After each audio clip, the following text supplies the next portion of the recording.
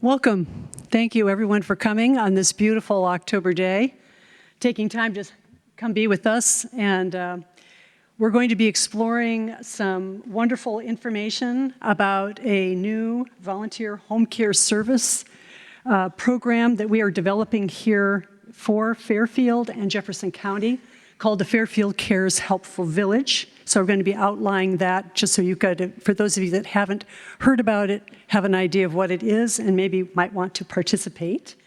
And then also, so that's on a local level, and then we're really fortunate today we have Michael Wagner here, who is the director of the Iowa AARP, and he's going to be speaking about the AARP and how it can help us with our projects. This is a passion for Michael, and I'll be talking about a little bit more about him in a minute. But we're very grateful that he's come all the way from Des Moines to be with us today. So let's welcome Michael right off the bat.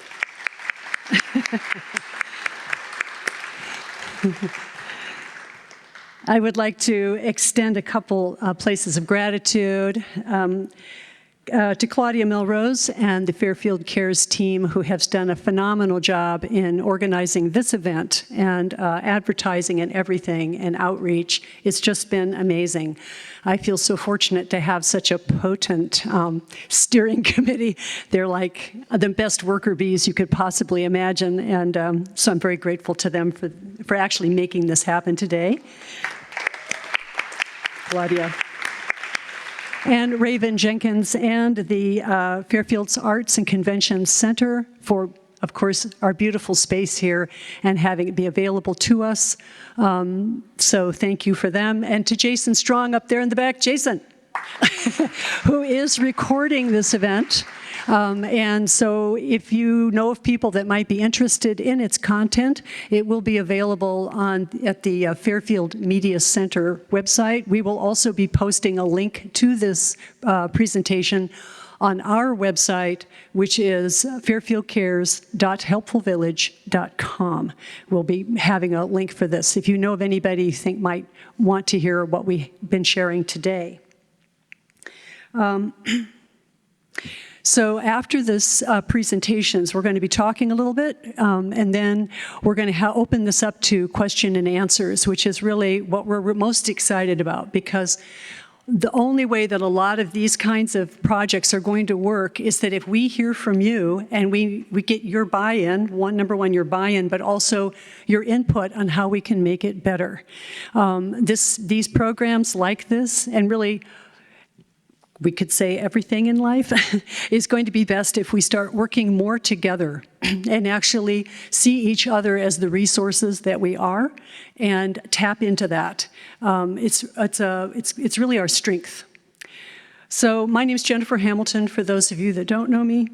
I have been, thank you. So I'm a native Iowan, actually. Some of you may not know that. I'm a native Iowan, but I've been living in Fairfield for a long time, and for the last 25 years, I've been very involved in home care and in hospice care in our community. So I've had a real up-close and personal look at all of you, many of you, in action. It's been pretty glorious to witness. Now, this may seem like an odd place to go. But as a student of nature, I have always gained a great deal of inspiration and understanding about life from natural processes. When my great-great-grandfather came here from Scotland in the early 1800s, Iowa was a prairie. And the prairie is a great teacher, because what makes a prairie work, and worked for tens of thousands of years, was its interconnectedness and its interdependent intelligence in the prairie. All the different grasses, all the different flowers, all the different birds and animals, the water, the air, everything working together that actually created this robust and enduring system. And the reason, one of the great advantages of that kind of relationship, that kind of interconnectedness, is that when the prairie fire comes, even though the top can get burned off, the deep roots, the relationships The things that bind and inform the prairie were still there in the ground, and then the prairie would regenerate and come back. And this is the way that I look at the systems that we're building to create more of a truly interdependent process that we can really start to help each other, serve each other in more meaningful ways. So what did I notice? Really pretty obvious. So this happened, what really started Fairfield Cares then, I had seen all this happening in our community, all this incredible work being done by individuals, by churches, by different groups, by different agencies. Very inspiring, really uplifting. And really Fairfield is, I would say, an extraordinarily developed community of care. This is a very sophisticated group in this. Many of us have become very practiced. How many people here have taken care of someone? Look at that, a veritable forest of hands. So this is the truth of our group, is we're already doing this. What we were interested in then is helping coordinate it to get it to people who may not have developed cohorts, or whose cohorts are a little either aging or getting, we could say, fewer numbers. So this has been the result of a tremendous demographic shift. This is happening nationally. We are witnessing really a silver tsunami is occurring in the United States right now of elders, now the boomers, that's us, slamming into our older years and into the services that were supposed to be there to help us. And a number of those services are starting to be very strained and or even discontinued. So this thing of responding in this more interdependent, well-rooted way of approaching each other and helping each other, it behooves us to do this. This is going to be to everyone's mutual benefit. And the purpose of this, well, the expression of this, why it was very clear in 2017.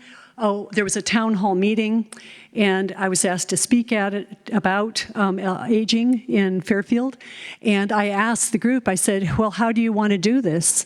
And I asked, do you want to age in place? And every hand in the place went up. There were 400 people there. Everyone wants to age in place. Everyone wants to not be taken out of their interconnected, interrelated life. And I felt that was a real charge. So then I gathered 75 caregivers that I knew. That wasn't all of them. But I gathered 75 caregivers that I knew, and we started creating this idea of Fairfield Cares. And then out of that, steering committee was formed, and boy, the steering committee is over the top wonderful, and has just matured and gotten stronger over the years. And then this became our think tank. How are we going to proceed? What strategies can we come up with that we can start bringing this idea and this reality of keeping people in their homes cared for to a more complete reality? And during that time, we also became a 501c3 or a nonprofit. And if you ever feel to give a donation to Fairfield Cares, you can go to our website, fairfieldcares.helpfulvillage.com, and leave a donation there. Because our interest in this, especially for our Helpful Village project, is that this be free. So we're not asking membership dues. We're actually able to provide this, and that we have been able to set up this Helpful Village because of the very generous donations of people like you that are making it possible for everyone to take advantage of it. I'll be talking about that more in a minute. This is the goal: honoring the whole person, aging in familiar surroundings, and keeping our community connections. So we've been evolving over this time. We've been working at different angles, trying different things. And when we found this concept of the Helpful Village, which is a national platform, it's actually something that's available and is being adopted in, there are about 100 cities now that have Helpful Villages. We were really excited. And so for the last, how long has it been? It seems like forever. 8 months or so, 10 months, we've been working on getting this up and running, and it is launched. and it is working in our community right now. People are getting help right now through the Helpful Village. It's pretty exciting. So I'll be talking more about the Helpful Village a little later, but first I really want us to hear from Michael. And I want to just introduce him a little bit more, just so you get a feeling for what an extraordinary person this is, and what he's going to be talking about today in relationship to the AARP. He is the Iowa director as of last November of the AARP here in Iowa, and there are about 325,000 members in AARP in Iowa. I didn't know that, but they're actually, the membership is for people that are 50 years and up. So it isn't just people that are retired, it's actually also for the people that are more towards middle age, late middle age, and moving towards retirement. It's sort of their target population. Let's see. So Michael, before becoming the director, had 20 years of experience in all kinds of other projects, both on a state level as well as nationally. And the ones that jumped out to me was that he was the state coordinator of the Iowa Economic Authority for the Main Street Iowa program, where he was working all around the state. And he continues to serve as a consultant to clients across the country, assisting them with strategy development and fundraising strategies for the arts, for transportation, and economic development for nonprofits, which is really wonderful. He was educated at Savannah College, got his BA there in art and design, and got his master's in community and regional planning from Iowa State in Ames. And then I think, personally, most importantly, formal education is very good and very important, but there's nothing like life to really, that's where we learn some of our best and most potent lessons. And Michael is a caregiver, so he took care of both of his parents. So he knows intimately the needs, the challenges, what's facing people who are in caregiving roles. So he brings that kind of understanding and passion to really help us with supporting our services and supporting caregivers in our state. He's also an avid bicycler. He was very instrumental in the restoration of a beautiful theater in Des Moines, and he loves spending time with his family, who are waiting for him when he's done with this back there in Des Moines. So please welcome Michael Wagner.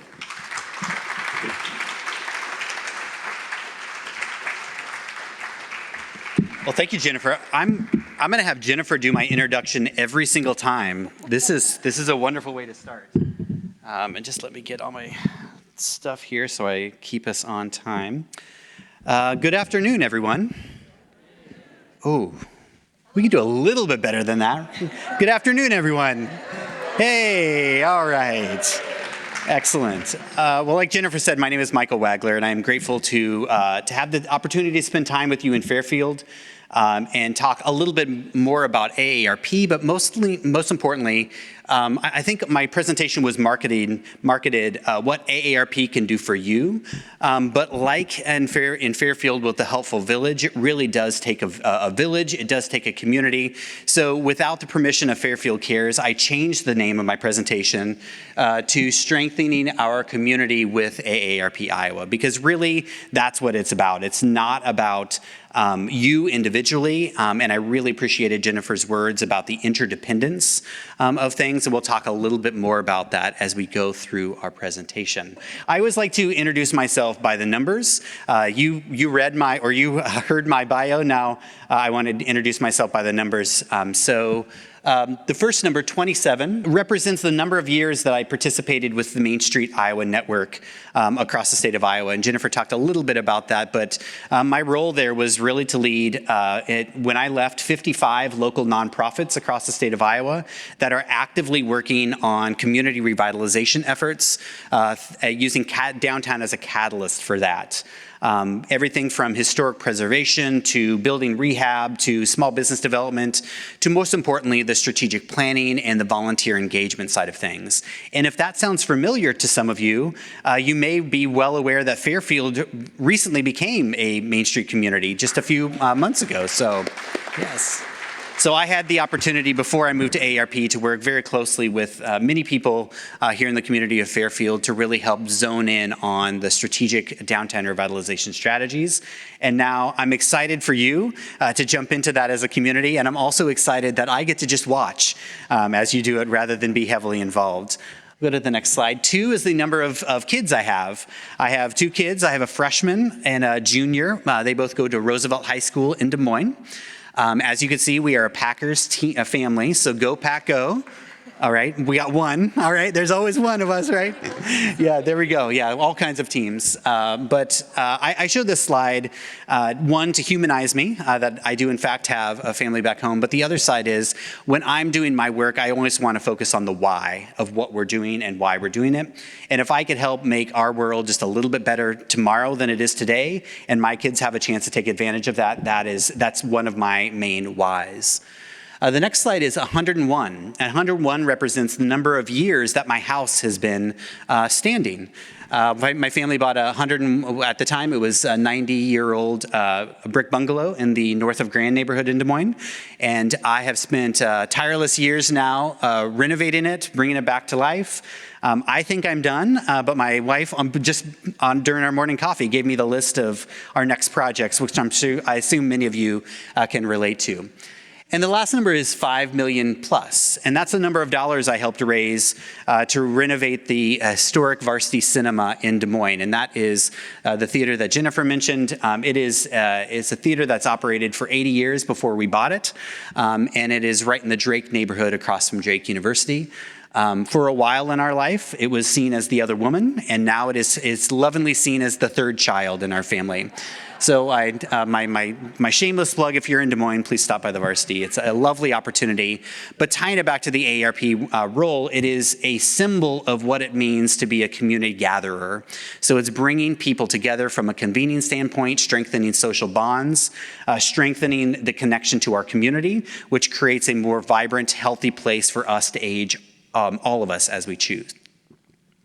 So today I have kind of 3 chapters that we'll spend on. We'll talk a little bit about the overview of AARP, talk about how AARP happens in Iowa, and then we'll end with kind of the engagement side of how that connects to you individually and to you as a member of the Fairfield community. And I start with the overview of AARP because for about the year that I've been at AARP, I've realized that most people only have a broad stereotype of what AARP is and not an understanding of how it really functions, operates, and provides support across our state here in Iowa. So the first slide is kind of the stereotype. If I ask the question to you, and maybe I'll just ask it even with the visual aids up there, but when you think of AARP, what do you think about? The magazine? ADUs, excellent. I can't see you at all, but I love what you just said. A lot of people go ahead. You'll find anybody when they turn 50. No, that's right. He said we'll find anyone when they turn 50. And actually that age is getting younger, not to scare everyone in the room, but yeah, there's a lot of stereotypes that people have about AARP, and they're not wrong. They're just the only thing the frame of reference they have. So first and foremost, people think about membership. They think about travel and health insurance and different discounts that AARP members have, and that is 100% accurate. The next thing that they think about is the advocacy engine that AARP is. It is a national organization with over 69 million members across the country, but an engine within Washington, D.C. that really drives advocacy and voice for the 50 plus across the country. The last is the magazine and the bulletin, which if you're an AARP member, you probably covet the day that the new magazine comes in. It came in today in my mailbox since the Sylvester Stallone is on the cover, so I'm always amazed at who is representing the AARP generation, but that's where we are. So you could see in very big lettering up on the screen the broad mission for AARP, but to engage in the quality of life for all as we age. And that's an important side. It's for all as we age. It's not just for the 50 plus. It's really looking at how we could be sustainable, but also how can we be deliberate about creating the conversation about aging for young people just as much as for quote unquote old people, because that is the single unifier for all of us in this room right now that I am aware of, is that we're all aging as we speak, and everyone has to look towards how we're gonna age successfully as we go forward. The broad timeline for AARP has changed over the course of time. You could see when AARP was created in the 60s. You could see when the roots of the AARP within the retired school teacher network, but also in and around the 2000 timeframe, there was a branding change. So AARP is not just specifically about retired persons, it is about retirement as a whole. So capturing 50 plus as a voice right now to capture the pre-retirement, including the retirement, but actually membership is 18 plus. So you would be hugely surprised, as much as I was, to know that there is a huge percentage of membership here in Iowa of people that are under 50, just like there are people over 50 that are members. And it's really, how do we start to think strategically about moving forward? But you can see on here, we start to pick up that AARP is really here to be a voice and an advocate for the 50 plus community across the country and here in Iowa. But really it's about championing positive social change and providing service through advocacy, information, and resources or services. And we'll talk more about how that translates here in the next few slides. So AARP is the largest nonprofit, nonpartisan organization. And that is another one of those stereotypes that comes into AARP being connected to one party or over another, or one candidate or another, or over one elected official over another. But what we focus on is not the candidate or the party or the elected official. We focus on the policies. So you could see, as a quick reminder of any nonpartisan organization, including AARP, from a national and state perspective, the reality that there is things that we don't do, and there are things that we do as it relates to that. So you could really see in those green, that green text, the focus on policy, the focus on issue, especially as it relates to the 50 plus community across the country. So you saw on that timeline that in and around 2000, there was also a shift change. So AARP Iowa is one of 53 state offices. The 50 states, including DC, the US Virgin Islands, and Puerto Rico, all have state offices for AARP. But AARP, from a state office perspective, doesn't focus on membership. We don't focus on fundraising. We don't focus on the benefits. A lot of those stereotypes that were on that first screen, that is not our focus from a state AARP office perspective. My charge, along with my team, is to implement the nonprofit mission. It's really focused on resources, education, and awareness is really where we start to land from an AARP perspective, and we do that through building relationships with members and the 50 plus community. You could see there again an introduction by the number. So as Jennifer said, there's about 325,000 members of AARP across the state. That's about 10% of the state's population. But there again, it's not just a membership-driven organization. It's a membership-driven organization, but from a service perspective, it's not just about membership, it's about the 50 plus community. The number 5 represents the fact that I have 5 staff people that operate AARP's mission here in the state of Iowa. 60 plus is the number of events that we do, both virtual and in person throughout the year. And we'll talk a little bit more about what those events look like and feel like. 200 is the number of active volunteers that our team manages across the state in communities that have chapters like Ottumwa, or communities that are primary targets for AARP Iowa, like Cedar Rapids and Des Moines. But we also have advocate and presentation partner or volunteers across the state of Iowa that add up to that 200 number. And then 95,700 is the number of engagements that we've had with specifically with our members as of October 1st, so as of this year. So you could really see the way that AARP gets out into our communities, and that's another reason why I'm so grateful to be here in Fairfield.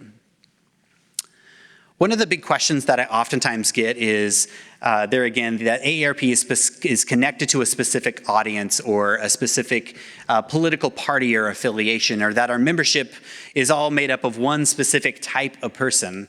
And I did this quick breakdown of our current membership. And so you could see the actual interesting spectrum of political affiliation that make up within our membership. And that is part of members as they're doing, providing information, they're providing where they fall on a political spectrum if they choose to provide that. So you could see there is a pretty even split between traditionally left and right and center. But what I hope to do is why I hope to put this slide up is just to gain a better understanding of really not only the reinforcement of the nonpartisan nature of what AARP is, but also of the really diverse audience and perspectives that come into our process of creating advocacy agendas and policy work.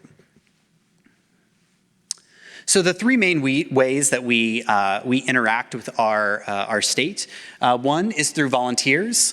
Volunteers, like I said, we have 200 active volunteers, but we have over 500 people that volunteer with us intermittently throughout the year. And those are everything from boothing, tabling events like conferences or workshops or health fairs across Iowa to presenting at events, providing direct service like shred events or food products, or participating at larger events like the Iowa State Fair, where we have a huge presence, not only through the State Fair, but also during the Veterans Day at the State Fair.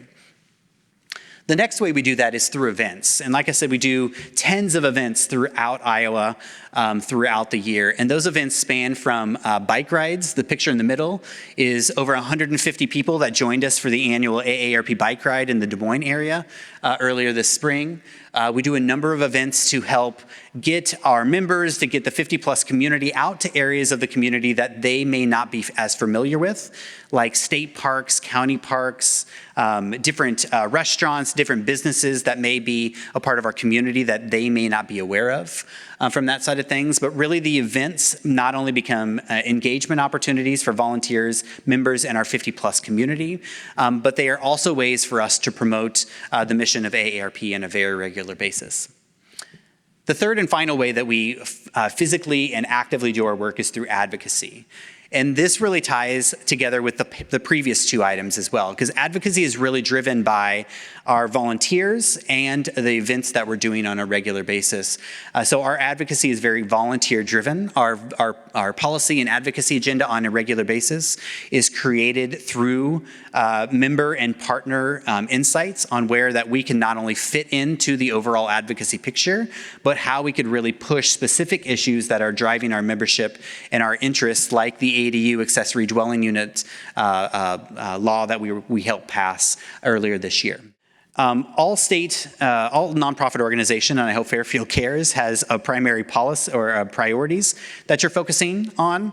I want to spend the last bit of my time with us together talking about where our AARP Iowa priorities fall and how that translates to action. So we'll just go straight into the next slide and focus on the retirement savings or the financial security. And those show up in focuses on retirement savings, combating fraud, and consumer protections. So that first item, retirement savings, is everything from Social Security to looking at other ways that we all can start to prepare financially for retirement. The second one, so the first one is about bringing money in. It's the income side. The second one, combating fraud, is about how to protect the money that's in our wallet right now. Financial fraud is one of the quickest growing crimes across the world, and especially here in Iowa. And we'll talk a little bit more about how we're doing that on a regular basis. And then consumer protection is the fact that AARP becomes a consumer voice for you as 50-plus Iowans, but also for a 50-plus community across the country. So retirement savings, a big element of what we focus on is Social Security. By show of hands, how many people knew that this year is the 90th anniversary of Social Security? Hey, excellent, about half of you. So I'll consider that a low bar win that I just helped half of you understand that. But the reality is Social Security is one of those pillars of our financial security as a country, not just as individuals who are currently receiving their Social Security payments or preparing for their Social Security payments. AARP shows up in this light not to be the organization to say, quote unquote, here are the ways that you could fix that program, but it's building awareness for this program. It's building an awareness of that we all play a role in the storytelling to help protect this program. A big part of our efforts through the 90th anniversary of Social Security has been empowering people across Iowa to, one, reflect on the importance that Social Security currently plays or will play in your retirement life. Then the other side is to really encourage you to share those stories with elected officials, especially our federal elected officials, because no matter where you sit on the spectrum of politics these days, the most important thing that we can continue to do is stay active and involved with communicating to our elected officials and personally how those policies impact us. The second is that fraud side of the work. So fraud is there again a large impact of our country at this point, but how AARP shows up is not in the law enforcement side. We partner with sheriff's office and law enforcement agencies from the FBI down to your local law enforcement on empowering them to be more prepared to combat financial fraud, but really AARP shows up in the education and awareness standpoint. Through a recent study, we found out that a person is 40% less likely to become a victim of fraud if they are aware of the types of fraud that are out there. And we're not going to go into that detail today, but there are 7 very specific types of financial fraud that happen. So through our education and awareness, we really try to build that understanding and really empower you to recognize that fraud so you don't get taken advantage of in the future. The last one is the consumer voice. And the consumer voice is everything from looking at policies and advocacy related to Bitcoin ATMs that have become a major part of financial fraud, all the way to utility cases that come on a very regular basis up at our state capitol, and how AARP becomes one of the only consumer voices up at the Capitol talking about keeping utility rates at an affordable level, not only for the 50-plus community in Iowa, but for all of us as we live and grow here in our state. Wonderful. Excellent. The second priority that we have is on caregiving. And I think this was one of the major drivers for Jennifer and Claudia and I to connect about being here today. You all are well aware of the caregiving reality that we live in, and I know we'll talk more about that after our presentation and during the question and answer. But the 3 key areas of caregiving that we focus on are the unpaid caregiver, the family caregiver, providing resources and awareness. And the last one is really making sure that we are a part of the solution to help connect people to resources. And I love what Fairfield Cares is doing here in Fairfield. That doesn't exist in every community across Iowa. And as someone who's been in that caregiving role, as someone who has tried to find resources, I know that there are many more resources out there that are available that people are taking advantage of just from an awareness perspective. So again, by the numbers, there are about 330,000 unpaid family caregivers right now at this moment in the state of Iowa. They're again about 10% of our state. But I'll jump down to that last one. About 1 in 4 people identify as a caregiver in some way, shape, or form. So we could start to see this isn't just a small case for a small case of population. It really is a major impact. And I'm really interested in the work that you are doing here in Fairfield of studying how this translates to a rural community, not just a statewide perspective. The middle number there, $7,200, is the estimated average of out-of-pocket expenses that the average unpaid family caregiver gives on an annual basis. So that is ways that you as an unpaid family caregiver are spending time away from your job, are spending time to purchase gas to get to different places, to buy things for the person you're giving care to. But they're, again, basically trying to build an understanding of not only the breadth of this topic, but also the impact of this topic. Some of the ways we show up that I am a caregiver gets to the fact that there are many people that are caregivers that may not identify as a caregiver. And one of the ways that we could help build awareness and access to tools is people identifying as a caregiver. I was one of those people. For the last 6 years, I've been a primary caregiver for my parents. Both live with, my father lived with dementia, my mom lives with advanced Alzheimer's. I started off 6 years ago providing just tech support, trying to get them to get their TV to work, or taking them to doctor's appointments. And then it became going to the doctor's appointments with them. And then it became managing their finances. And then it became providing the in-home care after the doctor's appointment. And then at some point, 4 or 5 years into it, it was like, holy cow, I'm a full-time caregiver in addition to my full-time job, in addition to being a parent as well. But the more that we could talk about caregiving in an open setting, the more people feel comfortable about acknowledging that they are, in fact, a caregiver.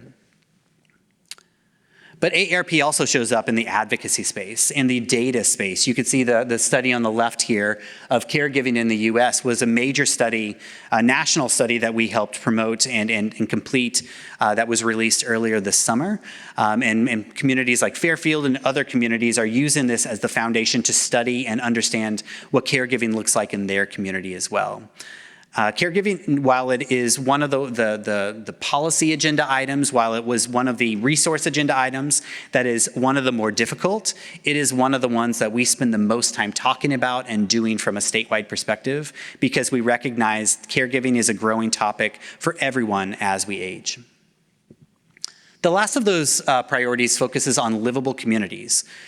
As you may know from my background in Main Street, there is a direct tie between the work of community development and community revitalization, and about 1/3 of the portfolio of AARP as livable communities. And that's helping to create vibrant communities, it's helping to create walkable spaces, and providing grants and tools and resources to help make that happen.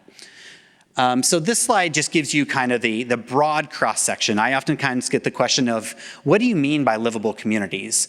And it's not about a theoretical, academic level description of what it means to be a livable community. As you can see on the screen, it's about having transportation. It's about being able to go for a walk. It's about having affordable and attainable housing. It's about being able to buy healthy food and stay socially engaged. And AARP really started to understand about 10 to 12 years ago that while all of the advocacy we do is great, all of the resources that we provide are really impactful, but unless we could start to partner with local city governments, local community developments, and nonprofit organizations, the people who are actually doing the work locally on creating safe, welcoming communities from a physical perspective, we can't really move forward to that aging in place perspective, only talking about policies and resources. We have to look at how we're starting to plan our communities for the next generation so they are age friendly, so they are more livable, and knowing that if we could stay vibrant, if we could walk to the corner to mail our letters every day for the next 10 years, we're gonna stay just a little bit more healthy and vibrant and be able to age in place just a little bit easier. So the other side of that is we get the question of, well, why is AARP really looking at it? Well, there are a lot of numbers that start to come into play of the reality that Jefferson County is aging, Iowa is aging, is getting older, our country is getting older. And you can see here the span from 2015 to 2030. You can see that Iowa is gonna be, in 2030, about 20 to 22% of our population is gonna be over 65. The reality that by 2034, there will be more people in the country that are over 65 than under 65. And you can see how those two lines continue to divert from each other as we move forward. Jennifer had mentioned the silver tsunami that's oftentimes referred to. We at AARP refer to as peak 65. It's that idea that we were square in the middle, that from 2024 to 2027, where there will be the peak of the traditional, people reaching the peak traditional retirement age. And there again, it's not just about the recognition that we are getting older, but it's the recognition as we start to look forward how this fact translates to how we are looking at our communities in a more sustainable way moving forward to be friendly for us to age in place. We can't just continue to do what we're doing and expect different results. The other side to look at this is over the course of the span highlighted on the screen, the prevalence of chronic diseases is predicted to double, so 99% increase over the course of that time frame. And if you compound the prevalence of chronic disease on top of the fact that we are aging, we start to see more challenges on top of more challenges. Just yesterday, we were participating in a statewide conference about dementia policy. So how are we looking at chronic diseases like dementia and other specific diseases from a policy perspective, and while continuing research and medical care and different things along these lines, but really looking from a broader perspective of how we're changing that. So the livable communities area, you can see, focuses on resources, grants, and network. But on the right side of the screen, you can see kind of the key areas that we focus on from a livable communities perspective. Everything from housing and walkability to transportation and human connections. So I want to highlight a couple resources before I turn back over to Jennifer. One is our home retrofit guide called Home Fit. This is available in multiple languages on our website, both in PDF fashion, or you could request a print copy. From my perspective, this is one of the highest used and most impactful tools that we have. And you can see from the image, it walks through traditional rooms in a home. We also have a large home version and a condominium version on size and scale. But as I have a 3-year-old niece at home right now, and we went back and child-proofed our home. This Home Fit guide really helps you age in place proof your home on looking at some very low cost changes that you can make to your home to make it safer to age in, both from a trip fall perspective, but also from a general accessibility perspective. Next is our work on accessory dwelling units, or ADUs. And those are granny flats. They are accessory buildings in your backyard that can be used for a separate residence. We approach this law from a caregiving perspective. Every week we were getting people reaching out to us in Iowa and across the country saying, I want to care for my parents, but I don't know where to live. I don't know how to move them in place. I don't want to put them into institutional living yet. We still have some good years together. So accessory dwelling units is one small way that we could look at housing creatively here in the state of Iowa to create sustainable housing models, both for human and intergenerational connection, but also a financial model for homeowners moving forward. And that's something that we could quickly fall off the cliff on from a conversation perspective, and I'm happy to discuss it further with anyone afterwards. And then the last couple slides I have, one is, this one's called the Livability Index. And if you participated in one of our fraud presentations, one of the things that we will tell you is never scan a QR code from a random person. And while I am still a random person for all of you, I promise you could trust me that this QR code will in fact take you to the Livability Index. But we'll go to the next slide and I'll show you an example that when I did the address where we are right now at the Arts Center here, the livability index for this neighborhood is a 57. And so you kind of see the scale, the thermometer-based scale on there. One of the cool things about this tool is not the fact that it gives you one specific number, but the topics on the right, if we were on the website, you could click on those individual topics, and then it could tell you why your neighborhood scored a certain way. It'll give you a scale of what could be improved, some specific project examples. And then for the policy wonks in the room, it also gives you suggested policy to work with your local city government to help improve the livability of your community. So this is a fun tool to explore, but for the people who really want to dive in deep, it is a rich and robust tool that is free and available.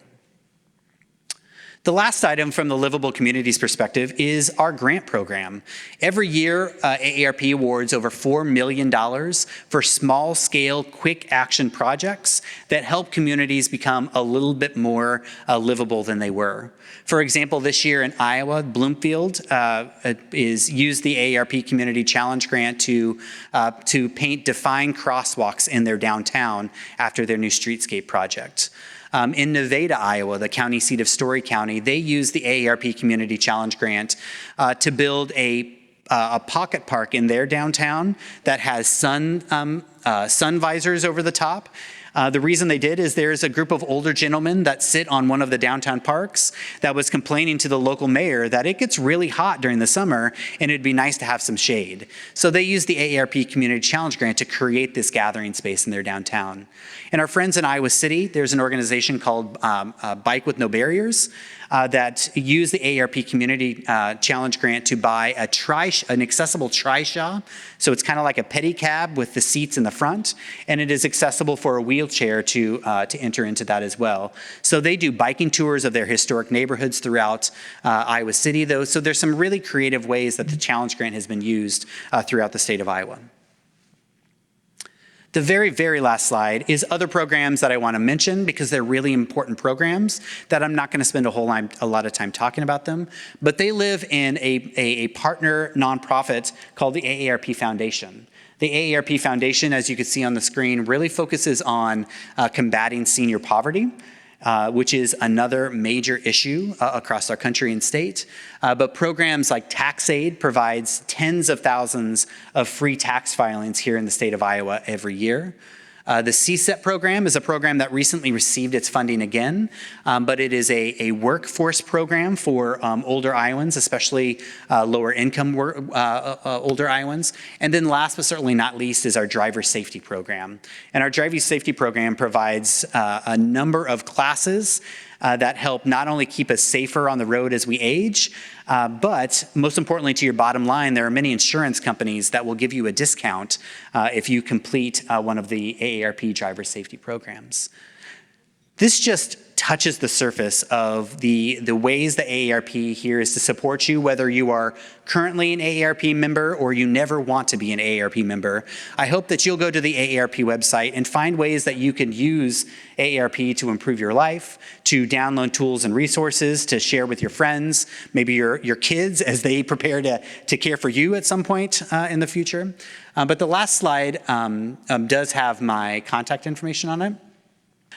So if you have a question, if you are sitting there thinking, holy cow, there is something that would make our lives easier as older Fairfieldians or Iowans, never hesitate to reach out to me. This is my direct email. I promise you won't go to the email vortex. This will go directly to me, and I look forward to reconnecting with all of you, both during the question and answer period, but in the future as well. Thank you so much for the invitation, for being here today.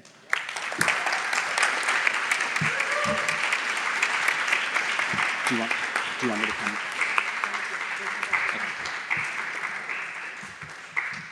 Okay. Wow. I learned so much. That was great. Thank you so much again for coming. It's really wonderful having you here. So I just want to return back to what this project that we've been working on. This is a platform that we've been working with and preparing to launch, and about 4 weeks ago, we actually launched it.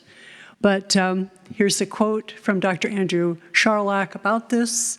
And really, it is about, as we've been talking about, really allowing us to age confidently in our homes, but understanding that we're our best allies are each other. So as you can see, this is the purpose of the mission of the Helpful Village. It is a platform that is being used nationwide in communities of all sizes. We have now entered the actual activated membership for that. And it is community-based as it is shaped by community, which is a really wonderful thing. Who and how it's going to look is going to be very much what we want it to be. So provide support for older adults to age well, physically, socially, and emotionally. So this isn't about a service that just comes to you and keeps you isolated. It's a way of a methodology that actually draws people together and actually out, so that we remain connected with each other. Sometimes people can get truly isolated in their home because they're expecting services just to come to them, and that is part of it, but the other part of this is very much about keeping these social connections alive, which is critical in our health as we age. And then it's rooted in the knowledge that we thrive when we have support, connection, and resources that promote our interdependence and well-being. Fairfield Cares, here we go. We've joined this, and this is a sample of the things that are available. It's very cool. So you have people that are members, and so when you become a member of the Helpful Village, then you go through a process of being connected into this platform. It's very easy to use. And when you have a need, then your need goes out to the pool of volunteers. And the volunteers are people that have indicated what are the areas that they want or available to help with. And that can be anything from handyman stuff, lawn care, delivering meals. These are all actual things that are happening in our community right now with our Helpful Village. It's very exciting. And it also could be something as simple as changing a light bulb. Sometimes that can be daunting. If you just have some of these simple tasks that need to be done, you simply make a request into the volunteer pool. The volunteers say, oh, I could do that.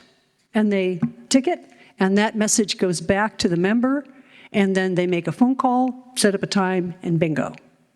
It is very flexible that way. We have wonderful, wonderful reports coming back to us now of people, everything from prescriptions being filled to light bulbs being changed. A woman just recently, she needed her door removed. She broke her shoulder, and she needed the door removed so she could get in and get a shower. So she just made the request. Bing! This guy's going to come over, take the door off. Just like that. It's so sweet. It's so simple and elegant. And again, this is on the volunteer level of what we have created here. So again, members are those seeking help or services in their homes.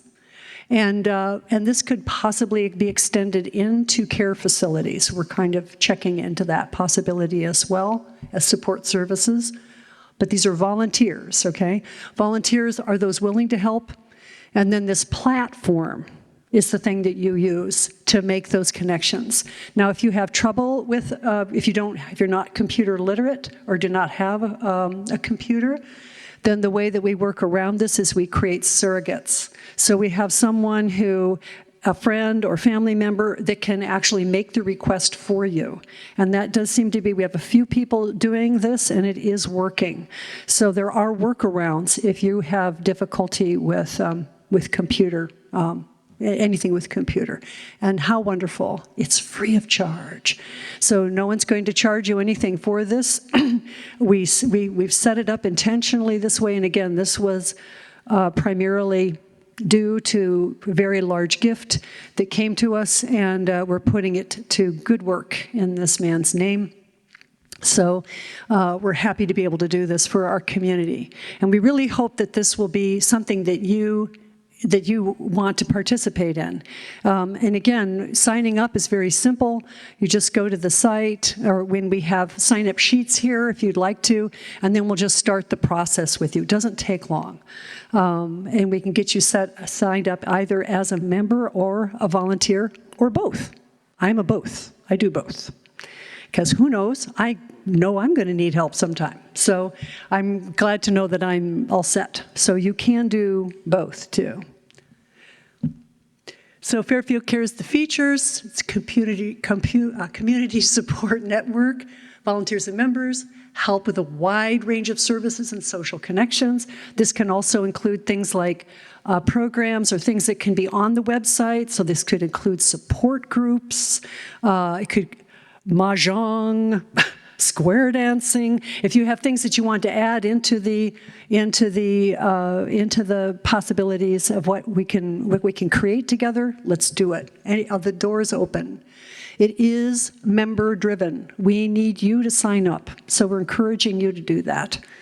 So because it's run by and for members who customize the activities, social connections, as I said, And then there are also going to be things there, health and wellness programs that will encourage physical activity, mental health, healthy eating, et cetera, preventive care, and support groups.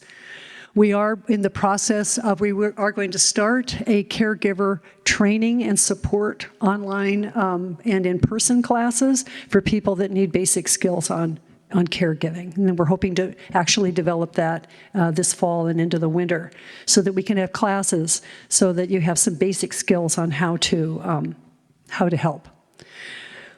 Other very cool thing, this last one here, we do have a directory of third-party providers. So these are people that actually you would pay, that the member pays.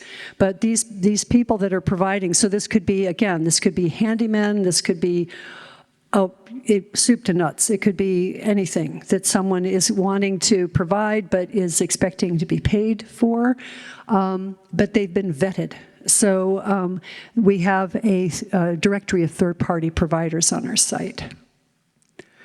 So if you want to become a member or a volunteer, here's our online, fairfieldcares.helpfulvillage.com.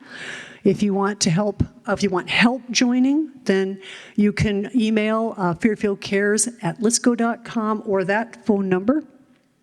And our manager, wonderful Billy Hunter, will contact you to run you through the steps. If you have any questions or any problems, we will make sure that we help you take those steps to get signed up. Yes. Michael, thank you for the excellent presentation. I became an AARP member just out of you getting it in the mail, do it. And I was just yearly. But then a couple of years ago, I realized that every issue that I get, don't do online reading, Saturday night, if you got a few minutes, read the magazine. Every time I have learned something little, exercise, and I integrated my life, and I said, no, I'm gonna go maximum 5-year membership. I slipped him $1 before this, so thank you so much. Okay, but I was able to talk with Michael briefly about my question. I highly recommend everyone read the book Being Mortal by Atul Gawande, 2014. I came upon that book a number of years ago, and what happened was 30 years ago, I was in Cleveland. My father had a heart attack. He was in the hospital. I was directed to the social services office because the money was running out, and the social services director said, "Where should we take your father?" I had no idea. And to this day, I am still terrorized by the decision I made because he was so miserable in that place. He tried to escape 2 or 3 times and walk back to my mother's apartment, but he became disoriented and blah, blah, blah.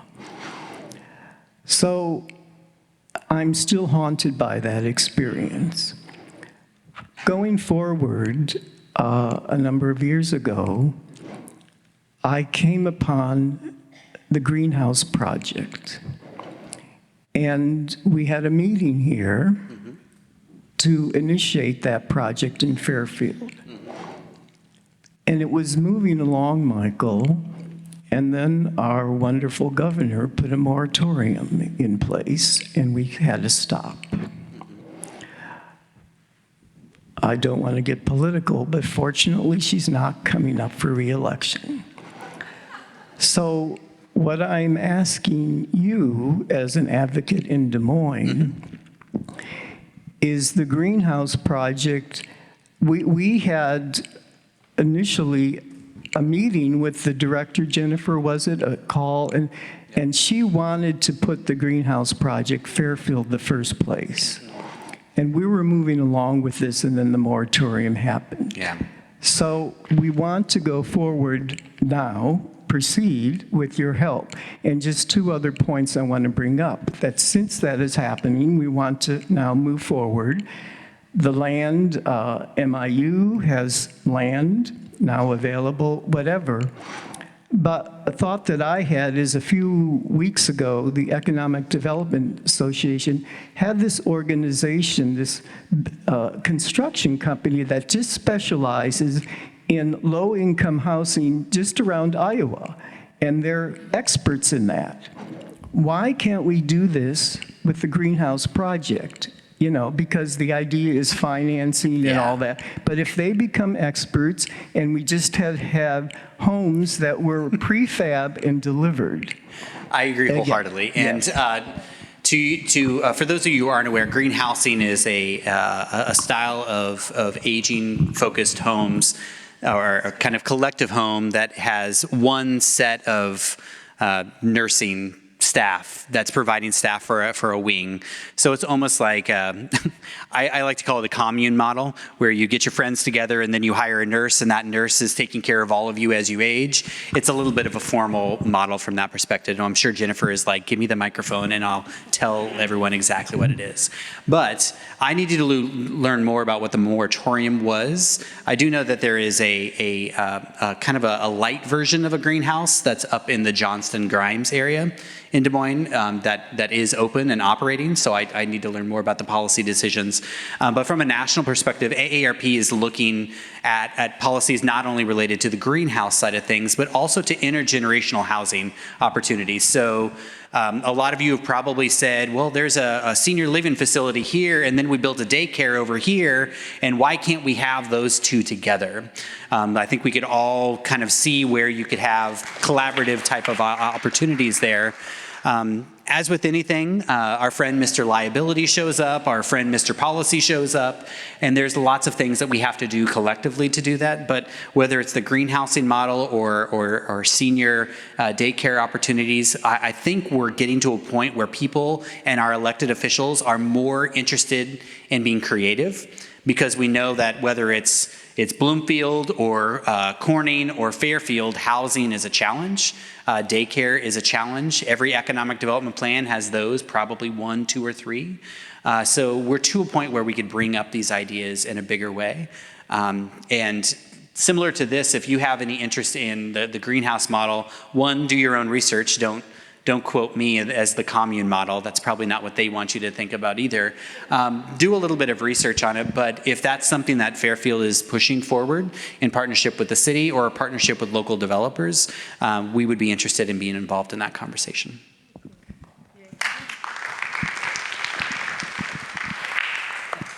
Hi, this is a question for Michael. Thank you both.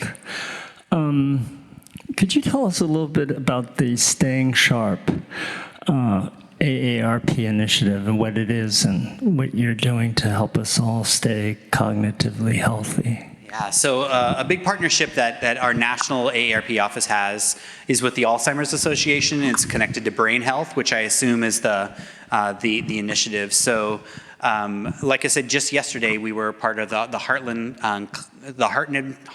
Cognitive Collaborative, which is a group of professional entities that all have a stake in helping us as a state and as a country be more prepared for not only the realities of Alzheimer's, but also caring for Alzheimer's from a family caregiving perspective as well as a professional care perspective. So on our website, there are a number of resources that are there to help keep you sharp, if you will.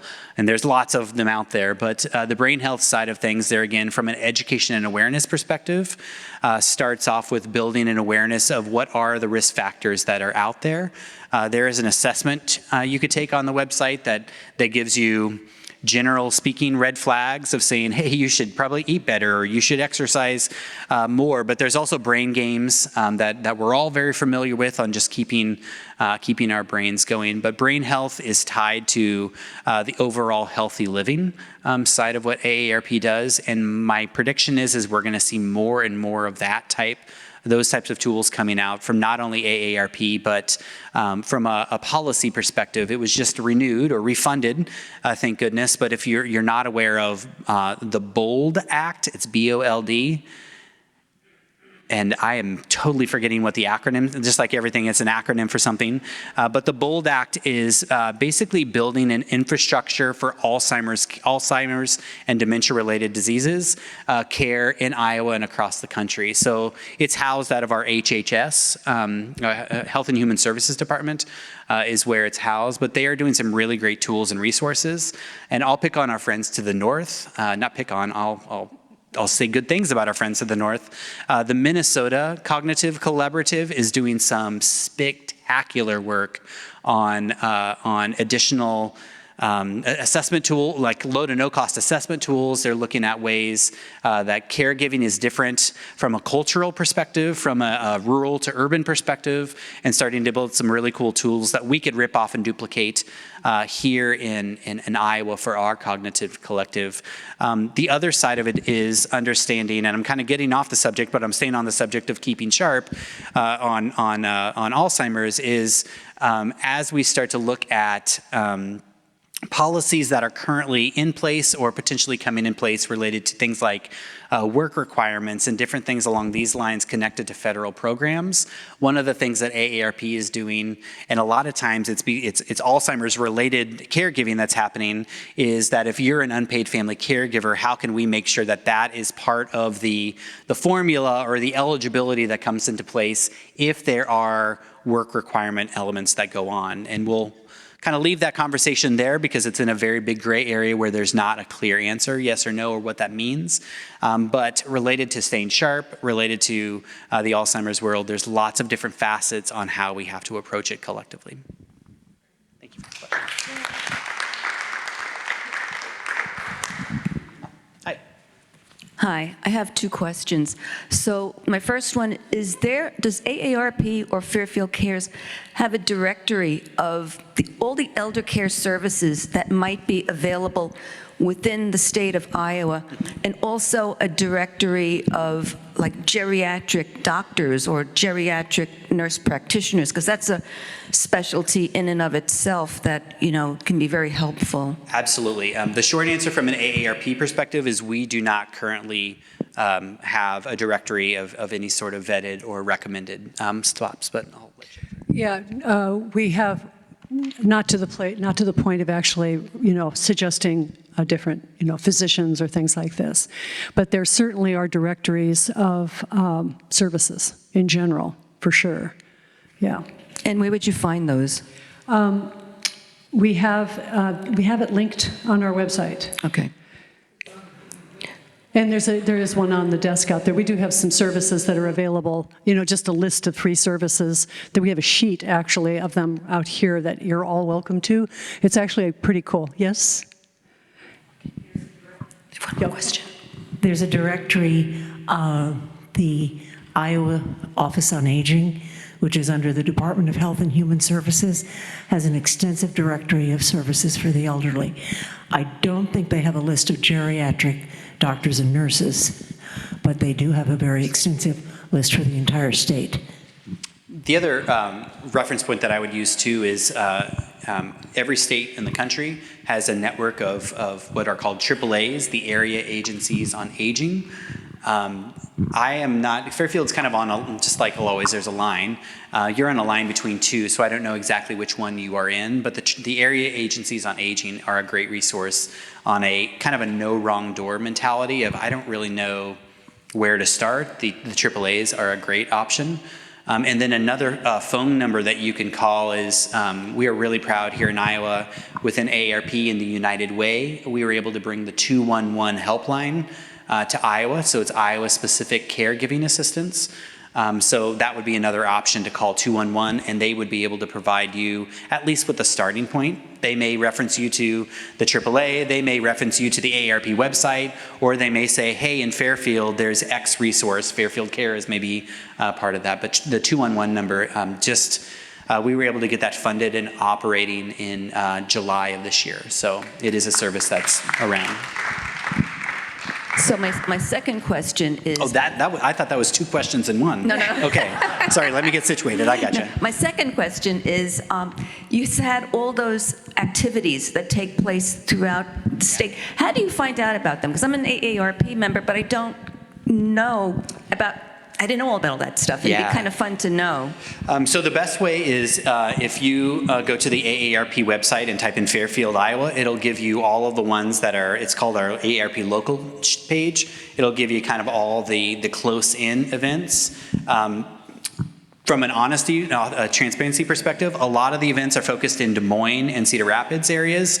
Those are considered, from an internal AARP perspective, our communities of presence, with the idea that they're larger media markets, there's large population centers, and the idea that those are the areas where we're doing things and then trying to create replicable models from throughout the state.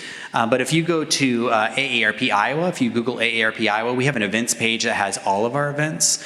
And I would say about 1/3 of our events are online. You do not have to be a member to join those events. In December, there is a webinar series, a 3-part webinar series. I think it's the first, second, and third Tuesday in December, if I remember correctly. But they're going to focus. The first one's going to focus on age-friendly technology for aging in place. The second one is going to be on digital tools for brain health, so jumping into our Staying Sharp and brain health tools and resources. And then the last one is on introduction to estate planning. So those are optional and available. The other side is, if in Des Moines and Cedar Rapids, we do a lot of movie-oriented events. They're called Movies for Grown-Ups, is what our programs are called. And so we do in-person ones in Des Moines and Cedar Rapids. But if you are an AARP member, you can, in your portal, you could access, I think it's twice a month, that they stream. You could stream movies through AARP's website, through the Movies for Grown-Ups. And a lot of times they're around a specific topic. So if it's Alzheimer's Awareness Month, it'll be a movie that has an Alzheimer's focus on it. The other cool thing, it's kind of the secret, is you also get movies before they come out to theaters through Movies for Grown-Ups. So how many people saw Downton Abbey recently? Okay, just a few people. Well, Downton Abbey through the Movies for Grown-Up page showed the weekend before it came out. There, or Wicked, the Wicked movie is the second part of the Wicked movies are coming out, and I know that Movies for Grown-Ups will be streaming those before. So a lot of the events that you would probably have direct access would be virtual events, but we do more and more events across the state, like Stop the Scammers presentations and things along those lines. Excellent, thank you for the question. Hi, Michael, again. A repeat customer, all right. Yes, I see a real hunger in younger people for getting contact with older wisdom. And so I'm very happy that you're thinking along those lines. So I just want to encourage you to continue to think along those lines and expanding the outreach to younger people through the community work, through things like Generations Over Dinner, which you may or may not know about. But there is a real hunger there in the community for that sort of thing. Thank you. Excellent. I'd love to learn more about the Dinners Over Generations. Generations over dinner. Generations Over Dinner. I had the words. We have a network. One of the things I didn't talk about during the presentation, but in our livable communities area of work, we have a program called Age-Friendly Communities, which is a designation program that is a very specific and deliberate program that centers a community around thinking about their aging system as an ecosystem, or that, I love that word, interdependent, to understand that the school is a part of creating an age-friendly community, and the hospital is part of creating an age-friendly community. Main Street and City and all of those partners are. So one of the things we're doing is really looking at that kind of holistic view of it, and a concept that AARP leans into that I really appreciate is called 880 cities. So it's the idea that if it's good for an 8-year-old, it's also good for an 80-year-old. And that's where you'll see on that community challenge grant slide that I had up, there were some things like trail developments or community gardens or parks that are really there to not only create age-friendly livable communities, but to your point is to create intergenerational intersections. And the more that we can create those in a deliberate fashion, and we're just not assuming or hoping they happen, I think the stronger our community could be. The other side of that is back to really the rebranding of AARP in 1999 is understanding that if we only focus on 65 plus, a couple things happen. One, it doesn't create a sustainable membership. The other side is if you only start thinking about retirement when you're retiring, then that doesn't create financial security. Or I was on one of the Iowa Ideas, the Gazette's Iowa Ideas panels yesterday, and it was a woman in the audience that was in her 30s, and she said, I'm already thinking about how I could age in place in my home. What recommendations would you have?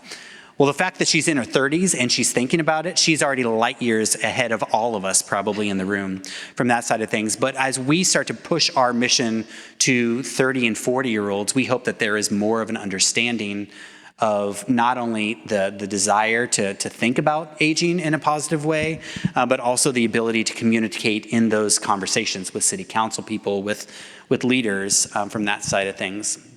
And the other big piece of that is someone had just mentioned that they haven't got letters yet from AARP, or a lot of people will say, I got the letter when AARP sends you a note when you get over the hill or you get old enough or whatever that may be.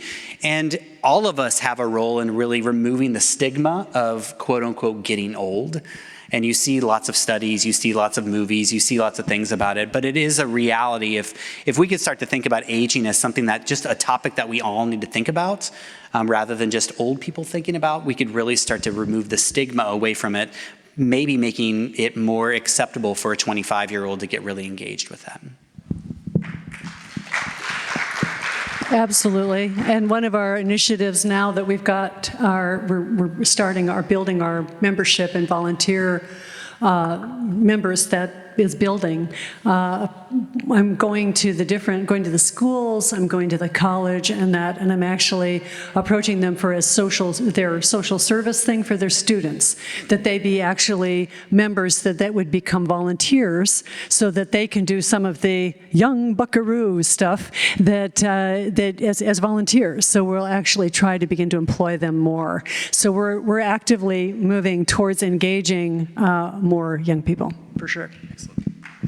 And something I'd add on to that is the college age reality of things. And you're on Eastern Iowa, you're on the eastern part of the state, you're close-ish to Iowa City, so there's probably more Hawkeye fans and Cyclo fans here. But the University of Iowa's College of Nursing has the Some Center. And that is the Some Center on geriatric and aging in place services. It is a spectacular program if Fairfield Cares hasn't connected with it. But it is another way that the University of Iowa is really driving in very specific conversations about aging into their programming. And I love that it's in the College of Nursing because it's already building that ethic within that kind of nursing mindset from that perspective. And as you may see now, I am a Cyclone fan. I went to Iowa State, and I got about 10 texts about 20 minutes ago, and I assume that means that Iowa State lost brutally today. So I'm actually anxious. I'm anxious for 301 just so I could text my texts. So sorry. In all seriousness, any other questions while we're here? Oh yeah, down front. Yeah, I'm not sure. Concerning like the Main Street, Iowa, there's talk here locally about making the downtown square have two-way traffic, which I think is going in the wrong direction. I think having no traffic on the square, pedestrian traffic would create a lot more. It actually helps business and whatever. I'm not sure how that fits in with the Main Street, Iowa, but any thoughts on that? Yeah, we'll agree to disagree on your strategy, but the most important thing is that there is community input into what the transportation, both automobile and pedestrian patterns look like. From a Main Street, Iowa perspective, that is absolutely, I guarantee you, wearing my old Main Street, Iowa hat, I guarantee you that will be part of the conversation to create a more safe and accessible downtown, both for residents and visitors, and that is straight out of my Main Street, Iowa state director role. The other side is you may have seen in the Livable Communities slide that transportation is one of the key areas of the livable community side. In larger communities like Iowa City, Cedar Rapids, and Des Moines, we partner a lot with the larger transit systems to make sure and help make sure that the local transit is providing age-friendly services for us to age in place. But a big part of the livable communities work is pedestrian safety. So there are multiple guidebooks on pedestrian safety in downtown commercial districts that will be great tools and resources. So it just seems, with traffic being automobiles rule everything so often, is there, the way it sounds to me is it's just inevitable. Oh, we need more cars, we need more traffic. Is that going to come up in Main Street discussions? Yeah, you're really pushing me to provide an answer here, aren't you?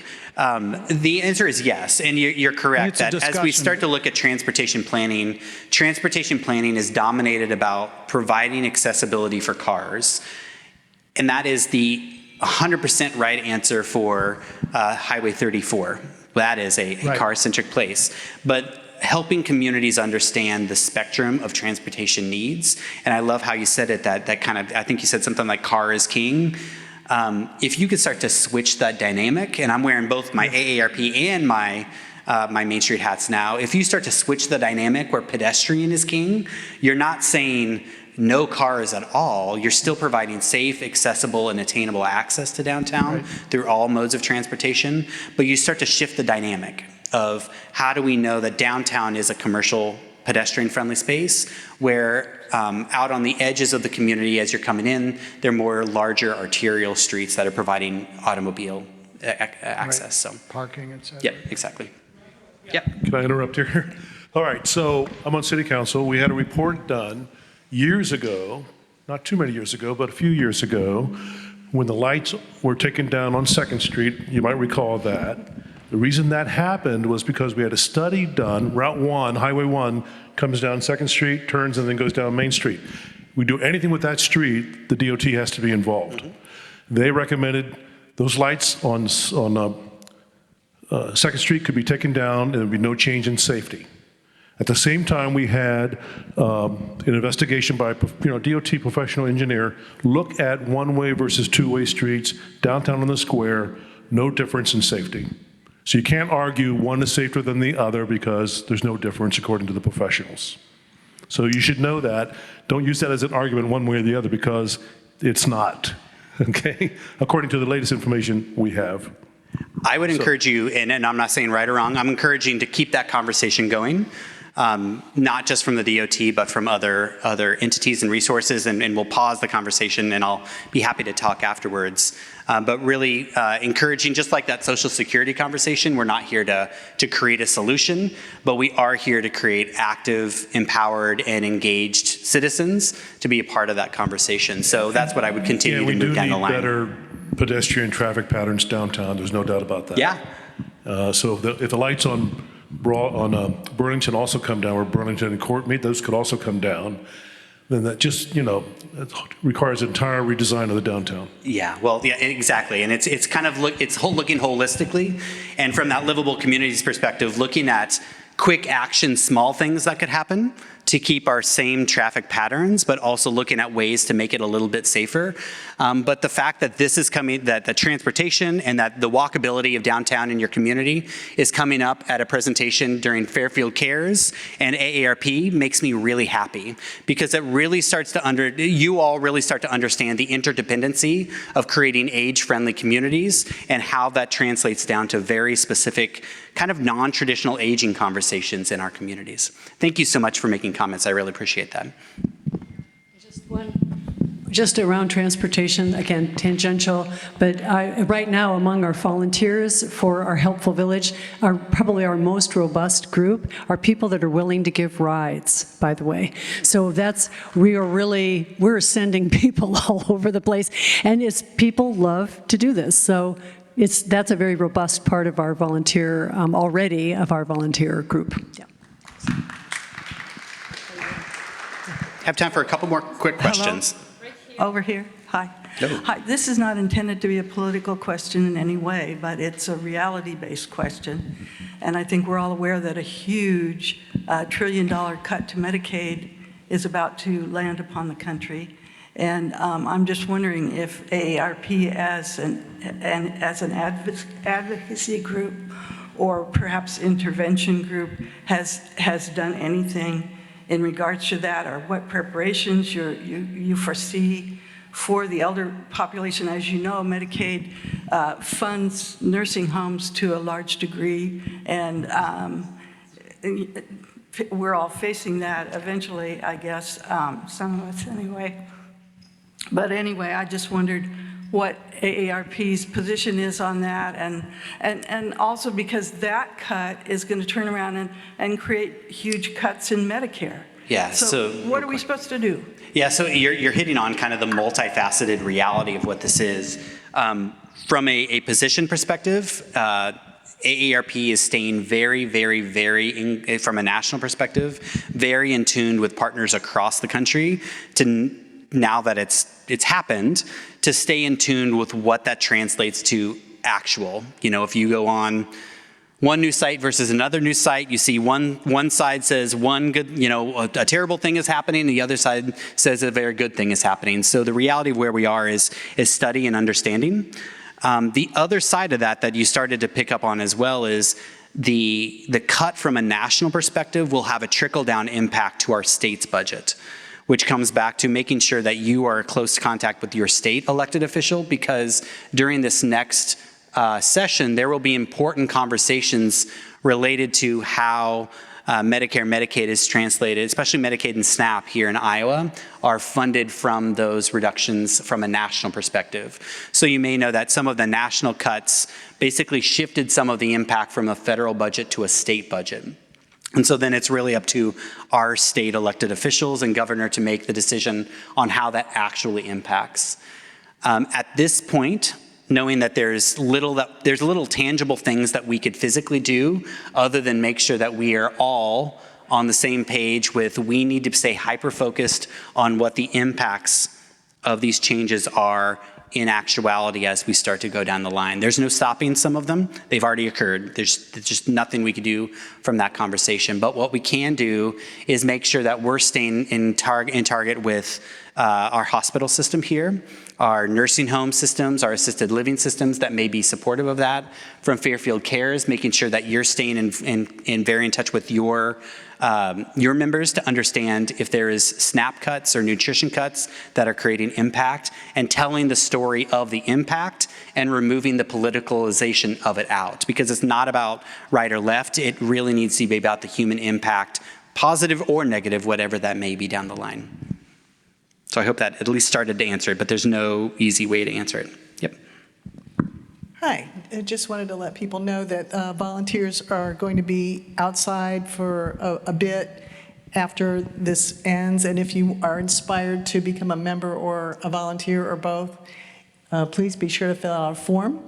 And the members will need to have a orientation meeting, and that'll be on November 15th in the library at 2:30. So I just wanted to make sure people knew that. For volunteers, that's volunteer training on Volunteer November 15th at the library. Takes about just an hour and a half. We just went through some basic things about what it means to be a volunteer and that kind of thing, do's and don'ts, real simple stuff. Yeah, but that is part of our requirement. I do want to say one other thing that I meant to say during my conversation, but I just want to commend Fairfield Cares and all of you. I have had the opportunity to travel across the state of Iowa, talking, engaging in conversations about aging across our state. And Fairfield's very unique with the services that you have from the Helpful Village, and the fact that you have an organization that is very dedicated to this. And from the report, I don't know if the report is public yet, but the report is a wonderful tool that I'll be using to help positive influence other communities. So again, Fairfield's been a model for so many things over the course of its life, and consider yourself a model again as it relates to understanding aging in place and caregiving here in your community. Thank you, Michael. So one more question then, I think. Do you have one more question, Nini, or are you good? Yeah? Good with one? You're good with one more, yeah. Go ahead. He's ready. Okay, Yeah. congratulations. Don. Yeah, congratulations, Michael, to you and the AARP for getting that legislation passed about ADUs just a couple of months ago.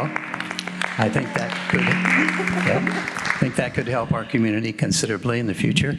The next step, I think, however, in a community like ours, our city staff is very overwhelmed, Yeah. and they just don't have the time to create the codes of the ordinances that are necessary to allow this locally. So, and my understanding is that your office has been getting calls about this, and that maybe you could create a kind of a universal set of ordinances that we could take to our Did city. I happen to get an email from you, or your Yes, collaborator? Probably my Okay, friend. perfect. I was Yes, yes. going to say, this sounds like a very rote question that I've read before. So, Okay. Is that your question? Sorry. Yes, that's my okay, question. perfect. Yeah. You probably got the email from an architect named John Littman. John, and yeah, I've been exactly. working yeah. with John. I know that there were a couple people involved in that, but Yeah. It's exactly right, and it comes back to the city council conversation. The accessory dwelling unit legislation passed from a rules perspective. It's not required for the city to pass a local ordinance, but most cities of any sort of capacity like Fairfield and larger are going to have a local ordinance that provides more guidance. While there are some very specific items, there's also a lot of flexibility in that language. So from a reality perspective, we are being very deliberate about creating that with the American Planning Association of Iowa and the Iowa League of Cities to make sure that it's not AARP as a non-community development driven organization is creating a model ordinance for cities. We want to make sure that it is a homegrown process, if you will. So that is in progress. Right now, the draft is with APA and the Iowa League of Cities on kind of how we take the next steps together. Is there a timetable? Can you guess? Maybe months, 6 months? Are we still recording, Jason? Could it? I would say in the near future. Okay. I'm not going to say a time frame. You all have been in the position of saying, when are you going to get that done? It's in progress. I would say in the next few months. Great. It will be down the line. But yeah, I'm not going to put a specific date on it. But thank you for trying to peg me down. Sounds fantastic. Thank you. Thank you again, Michael, for coming so much. This was great. And thank you all for attending.